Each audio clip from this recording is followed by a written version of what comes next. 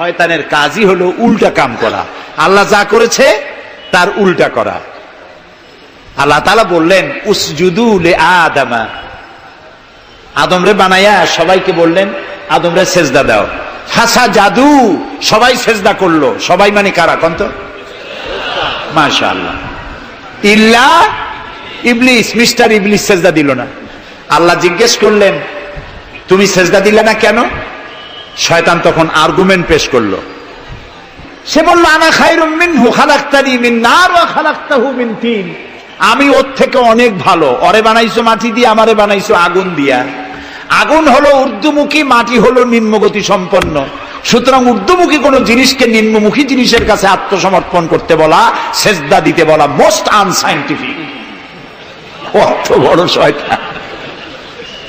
শয়তান জানে না যে আগুনের শক্তি কম, মাটির চাইতে আগুনের শক্তি একেবারেই কম। সব থেকে শক্তি বেশি মাটির। আগুন হচ্ছে সংহারক আর মাটি হচ্ছে উৎপাদনশীল। এ মাটির তলায় আর একটা জগৎ আছে, পানির তলায় আছে আর একটা জগৎ। আলহামদুলিল্লাহ রব্বিল আলামিন। এই যে রব্বিল আলামিন বলা হয়, আলম হচ্ছে এক বচন, আলামিন হচ্ছে বহু বচন। আল্লাহ শুধু ইহকাল আর পরকাল, ইহজগৎ আর পরজগতের মালিক নন, বহুমাত্রিক জগতের মালিক তিনি। সেই জগৎগুলি আমরা চিনি না, অবশ্য সময় হলে আর একদিন এ ব্যাপারে বলবো ইনশাআল্লাহ।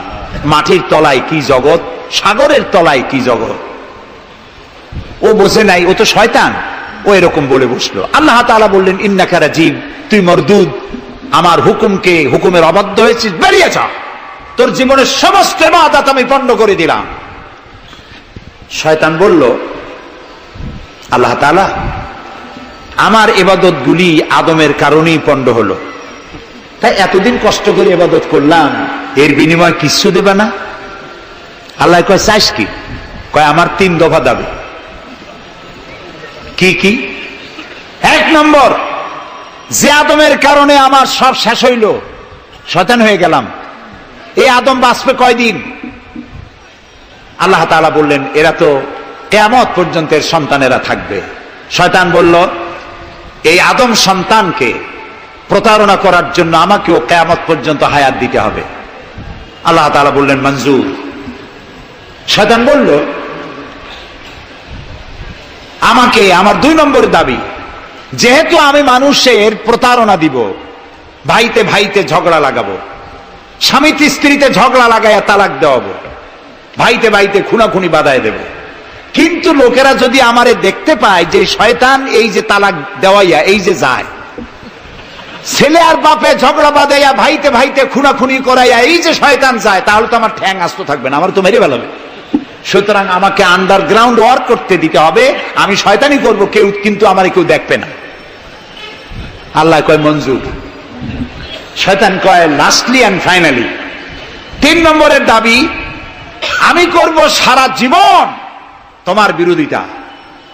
আর মজার ব্যাপার, রিজেকের মালিক তুমি, তুমি যদি আমারে আর আমার অনুসারীদেরকে খাবার না দাও তা আমি তো ওয়ার্কার পাবো না, এই জন্য আমারে খাইতে দেওয়া লাগবে, আমার ওয়ার্কারদেরকেও খাইতে দিতে হবে। আল্লাহ বললেন মঞ্জুর। শয়তান বলল হায় আল্লাহ তাআলা, এবার তোমার জাহান্নামের সংখ্যা বাড়াইতে পারো, আমি তোমার সমস্ত বান্দাগুলি সব জাহান্নামকে ভর্তি করে দেবো। এই কোরআন শরীফ আছে। আল্লাহ তাআলা ফেরেশতাদের বললেন, ফেরেশতারা শুনছো শয়তানি কইল কি? আল্লাহ রাব্বুল আলামিন বলেন আমার ফেরেশতারা, আমার আদম সন্তানের, আমার বান্দারা যদি একটি শয়তানের প্রতারণায় পড়ে একটি যদি গুনার কাজ করার নিয়ত করে, কাজটা করে নাই, শুধু নিয়ত করেছে, ইচ্ছা করেছে, আমলনামায় কোনো গুনাহ লিখবে না। গুনাহটা যখন করে ফেলবে, একটি গুনার বদলে শুধু একটাই গুনাহ লিখবে। আর যদি আমার বান্দা যদি একটি পুণ্য কাজের, নেক কাজ করার নিয়ত করে, কাজটা করে নাই, শুধু নিয়তের জন্য একটা নেকি লিখে দিবা। নেকির কাজটি যখন সম্পাদন করবে তখন একের উপরে 10টা গ্রেস মার্ক লাগাইয়া দিবা। সুবহানাল্লাহ। আমি এইভাবে করে আমার বান্দাদেরকে মাফ করে দেব। সুবহানাল্লাহ। শয়তান মানুষকে ওয়াসওয়াসা দেয়, আর আল্লাহ যা বানায় তার উল্টা বানায়। আল্লাহ বানাইলো জাকাত, শয়তান বানাইলো কি কন্তবুদ্ধি করে? সুদে আর জাকাতে পার্থক্য কি? সুদ হচ্ছে ধনীদের গরিবদের কাছ থেকে নাও, ধনীদের দাও, আর জাকাত হচ্ছে ধনীদের কাছ থেকে নাও, সব গরিবদেরকে বন্টন করে দাও। সুবহানাল্লাহ। এর নাম জাকাত। আর এই কাজটি করার দায়িত্ব আল্লাহ দিলেন সরকারকে। সূরা হজ আল্লাহ রাব্বুল আলামিন বলেন, আল্লাযীনা ইম্মাক্কান্নাহুম ফিল আরদ আকামুস সালাত ওয়া আতাউজ যাকাত ওয়া আমারু বিল মা'রুফি ওয়া নাহাউ আনিল মুনকার ওয়া লিল্লাহি আকিবাতুল উমুর। আমি যদি মুমিন বান্দারে ক্ষমতা দেই, তারা 4 দফা কাজ করবে। কয় দফা বলেন? 1 নম্বরে মুমিনেরা ক্ষমতায় গিয়ে নামাজ প্রতিষ্ঠা করবে। 1 নম্বর কাজ নামাজ প্রতিষ্ঠা করবে। ক্ষমতায় গিয়ে তারা অর্ডার করবে, বেলা 1টার সময় সমস্ত কোর্ট কাছারি আদালত শিক্ষা প্রতিষ্ঠান কল কারখানা সব বন্ধ হবে আধা ঘন্টার জন্য। জোহরের নামাজ আর দুপুরের খানার বিরতি। নামাজ শেষ, আবার কাজ করতে আসো। নামাজ বাধ্যতামূলক। নামাজ যদি বাধ্যতামূলক হয় তাহলে তার সুফল কি? তার সুফল হলো, এসপি যদি বাধ্যতামূলক ভাবে নামাজ হয়, আর এসপি যদি মসজিদের ইমামতি করে দারোগাদের নিয়ে, অফিসারদের নিয়ে, দারোগা যদি, ওসি যদি থানায় পুলিশদের নিয়ে তার ইমামতিতে নামাজ হয়, এমপি যদি তার এলাকার অফিসার দিয়ে নিয়ে ইমামতি করে নামাজে, মন্ত্রী যদি তার এলাকার লোক নিয়ে অফিসারদের নিয়ে সচিবালয় ইমামতি করে, এই মন্ত্রী, এই এমপি, এই ওসি, এই এসপি এদেরকে পিটাইয়াও ঘুষ খাওয়ান যাবে? যাবে না। যে বিশ্ববিদ্যালয়ের ভাইস চ্যান্সেলর নামাজ বাধ্যতামূলক হওয়ার কারণে মসজিদের ইমামতি করবেন, শিক্ষক, শিক্ষয়িত্রী, ছাত্র, ছাত্রী 5 ওয়াক্ত নামাজ যে বিশ্ববিদ্যালয় জামাতে আদায় করবে, ওরা কি মাস্তান, গুন্ডা, সাদাবাজ হবে? হতে পারে না। এই জন্য সরকারের প্রথম দায়িত্ব হবে, কে বলতেছেন? কার কথা শোনাইতেছি? প্রথম দায়িত্ব হচ্ছে নামাজ প্রতিষ্ঠা করো। 2 নম্বরে যাকাত আদায় করো। 2 নম্বরে কি? যাকাত আদায় করো। এই যাকাত গভর্নমেন্ট আদায় করবে। আল্লাহর কায়দাটা কি দেখেন, এর মধ্যে সিগনিফিকেন্স কি? গভর্নমেন্ট আদায় করবে কেন? আমরা দিলে হবে না কেন? আমরা দিলেও হবে যদি ইসলামী সরকার না থাকে। ইসলামী সরকার হলে, অর্থাৎ আল্লাহর বিধান কায়েম হলে যাকাত কালেকশন করবে গভর্নমেন্ট। এখানে একটা সাইকোলজিক্যাল ব্যাপার আছে। আমি যদি অধ্যক্ষ রশিদ খান সাহেবের কাছে আমি বলি যে আমি গরিব মানুষ, আমার কিছু সাহায্য করেন, উনি যদি আমাকে সাহায্য দেন যাকাত থেকে, অথবা কোনো দয়া করে কিছু পয়সা দেন, চিরটা কাল ওনাকে দেখলে পরে আমার মাথাটা একটু নত হয়ে যেতে পারে। আল্লাহ চান না তার কোন বান্দার মাথা আর একটা গোলামের সামনে নত হোক। সেই জন্য আল্লাহ চান সরকারের কাছ থেকে নাও, তোমার মাথা উঁচু থাকুক। সুবহানাল্লাহ কইতে ইচ্ছা করে না? এ মাথার অনেক দাম। যেখানে সেখানে সেজদা দিয়েন না। পীর বুজুর্গ দেখলেই পায়ের উপরে পড়ে যায়েন না। কদম বসি করতে ইচ্ছা করে করেন, আমি বাধা দেব না, কিন্তু মাথাটা নিচু করেন না। মাথাটা আল্লাহ ছাড়া কারো সামনে নত হতে পারে না। এই মাথার অনেক দাম। আপনার বডি চেনাই যাবে না যদি মাথা না থাকে। আপনার মা অথবা স্ত্রী ছাড়া মস্তকবিহীন বডি চেনা কঠিন। এটা বডির আইডেন্টিটি। এই জন্য দেখবেন পৃথিবীর সমস্ত প্রাণী খাবারের সময় রুজির উপরে, রিজিকের উপরে মুখ লাগাইয়া খায়। গরু, বাছুর, মুরগি, হাঁস, হাতি, বাঘ, ভল্লুক, ময়না, টিয়া সব খাবারের উপরে মুখ লাগাইয়া খায়। কেবলমাত্র মানুষ খাবারের সময় খাবারটা মাখাইয়া মাথা উঁচু থাকে এখানে দেয়। আল্লাহ চান রিজিকের সামনে আমার বান্দার মাথা নত হবে না। মাথা নত হবে তো রাজ্জাকের সামনে নত হবে, রিজিকের সামনে নয়। সুতরাং গভর্নমেন্টের কাছ থেকে নাও, তাহলে তোমার মর্যাদা ঠিক থাকবে, কোনো ব্যক্তির কাছ থেকে নয়। গভর্নমেন্ট কালেকশন করবে, গভর্নমেন্ট বিতরণ করবে। এরপরে দারিদ্র বিমোচন ইসলামের সব থেকে বড় প্রোগ্রাম, দারিদ্র বিমোচন করা। কারণ কি? কারণ হলো আমার রাসূল বলেছেন, কাদাল ফাকরু আইয়াকুনা কুফরা।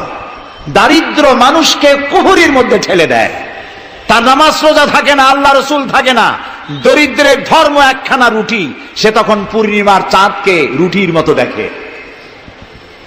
আছেন একটা কবিতা এরকম, পূর্ণিমার চাঁদ যেন ঝলসানো রুটি, তখন তার ধর্ম হয়ে যায় এটা।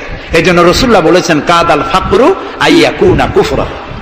রসুল্লাহর একটা ব্যাংক ছিল, সেই ব্যাংকের নাম ছিল বাইতুল মাল।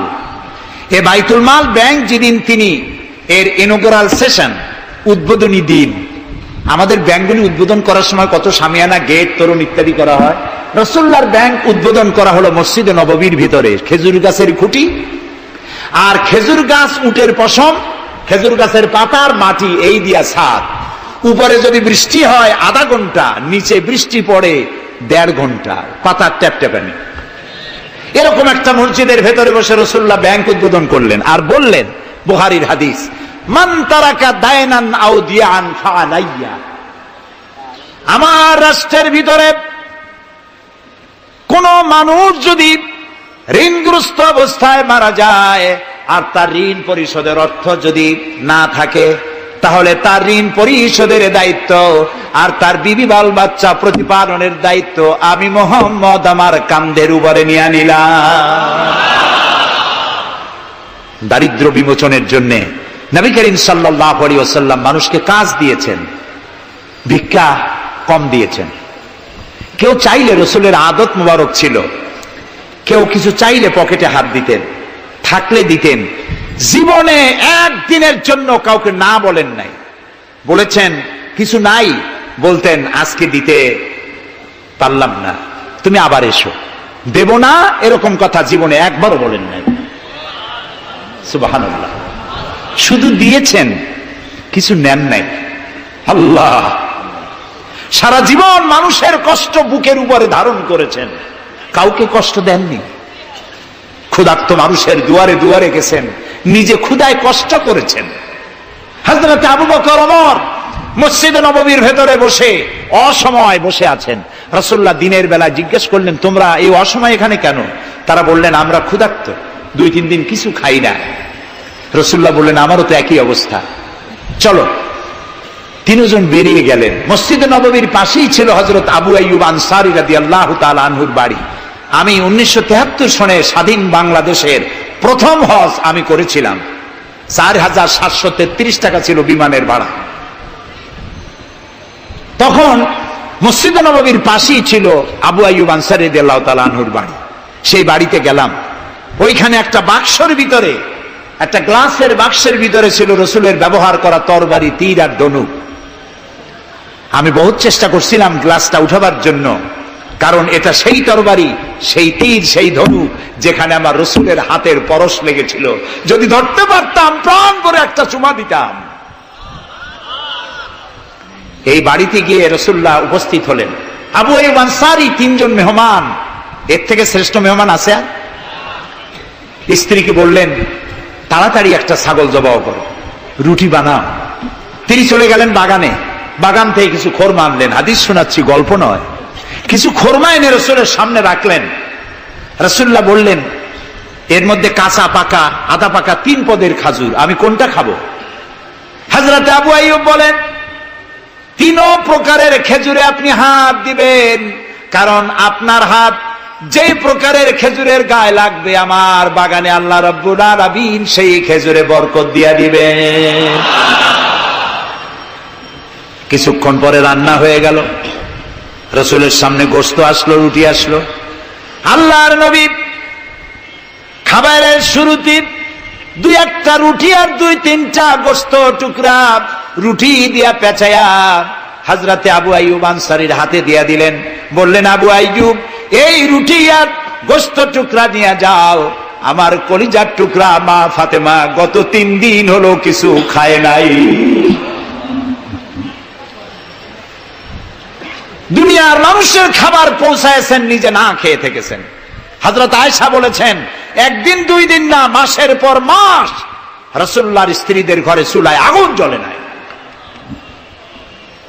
হযরত ওমর রাদিয়াল্লাহু তাআলা আনহু রাসূলুল্লাহর ঘরে প্রবেশ করেছেন। এখনো ঘরটা আছে মসজিদে নববীর কোনায়, ছোট্ট ঘরটা। বিশ্বনবীর ঘর। তিনি ঘরের মধ্যে প্রবেশ করে দেখেন রাসূলুল্লাহ শুয়ে আছেন। তারপরে হযরত আবু বকর